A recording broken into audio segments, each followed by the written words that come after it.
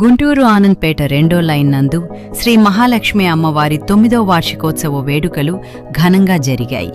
ఈ సందర్భంగా ఆలయ కమిటీ ప్రెసిడెంట్ మాట్లాడుతూ, గత 80 సంవత్సరాల క్రితం ఆలయం నిర్మించబడింది. 9 సంవత్సరాల నుండి మేము రథోత్సవం కార్యక్రమం నిర్వహించడం జరుగుతుందని, 100 మంది భక్తులతో మొదలైన ఈ కార్యక్రమంకి 5,000 మంది వరకు పాల్గొంటున్నారని అన్నారు.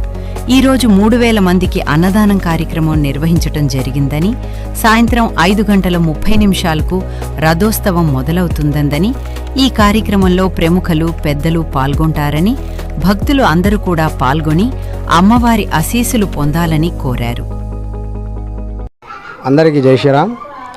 శ్రీ మహాలక్ష్మి అమ్మ దేవస్థానం ఆలయ కమిటీ ప్రెసిడెంట్గా మాట్లాడుతున్నా.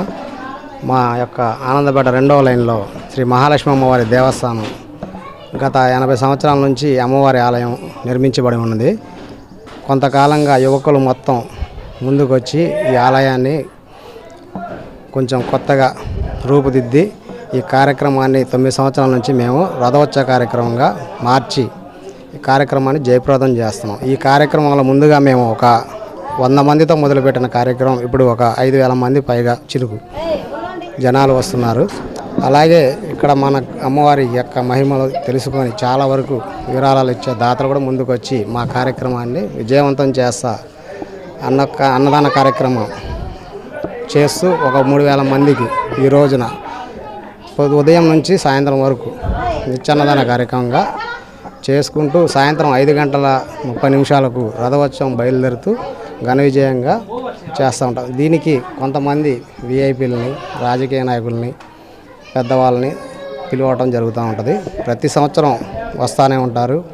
వాళ్ళు కూడా ఈ కార్యక్రమంలో పాల్గొని విజయవంతం చేస్తూనే ఉంటారు. ఎమ్మెల్యే గారికి నిర్దేశం ఇచ్చామండి, వస్తున్నారు.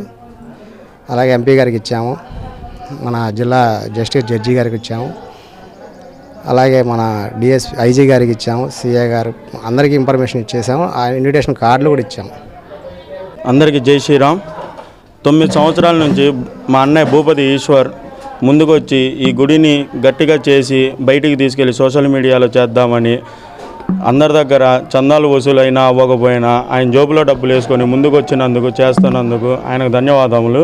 ఇంకోటి వచ్చేసి ఇది అమ్మవారి గురించి అందరూ తెలుసుకొని చాలామంది పెద్ద పెద్ద విఐపీలు వచ్చి కొబ్బరికాయ కొట్టి అందరూ జయప్రదం చేస్తారు. నిత్య అన్నదానం, ఊరేగింపు, పోలీసుల నుంచి పెద్ద పెద్దలు. ఇక్కడ ఏంటంటే రాజకీయాల భేదాలు లేవు, అందరూ వస్తారు, అందరు పార్టీ వాళ్ళు వస్తారు, పెద్ద నుంచి చిన్న కుల భేదాలు ఇక్కడ